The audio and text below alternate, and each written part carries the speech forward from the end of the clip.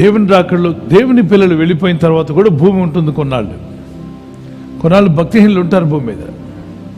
వారికి మరి భయంకరమని వారు సవి చూస్తారు. ఏం చూస్తారంటే సూర్యుడు చీకటి అయిపోతాడు, చంద్రుడు రక్తవర్ణంగా మారిపోతాడు, నక్షత్రాలు రాలుతాయి, మరి సముద్రము ఉప్పొంగి భూమి మీదకి వచ్చేస్తుంది, భూమి అంతా కూడా అతలాకుతలం అయిపోతుంది. చిన్న వైరస్కి అతలాకుతలం అయిపోయింది ప్రపంచం. ప్రభు రాకడలో ఎత్తబడిన తర్వాత భూమి మీద భయంకరమైనవి జరుగుతాయి. శ్రమల కాలం, మహాశ్రమల కాలము, ద గ్రేట్ ట్రిబులేషన్ అనేది వస్తుంది. అప్పుడు సంఘం ఉండదు. శ్రమల కాలంలో సంఘం ఉంటుంది, మహాశ్రమల కాలంలో సంఘం ఉండదు. ద ట్రిబులేషన్ ఇప్పుడు కూడా మన అనేక చోట్ల ట్రిబులేషన్ ఎదుర్కొంటున్నారు, పర్సిక్యూషన్స్ ఎదుర్కొంటున్నారు. కానీ గ్రేట్ ట్రిబులేషన్ అనేది ఉంటుంది.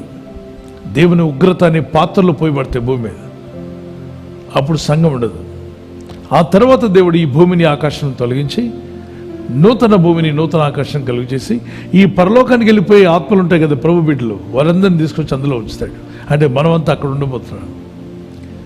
మరి మమ్మల్ని ఉంచరా అని మీరు పక్కింటి వాళ్ళు అడిగారు అనుకోండి, నమ్ముకోమనండి ఏసై.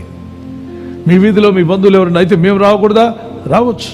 అందుకే ప్రభు రమ్మంటాడు, ప్రయాసపడి భారం వచ్చిన సమస్త జనం నా ఎందుకు రండి, నేను మీకు విశ్రాంతినిస్తా అంటున్నాడు.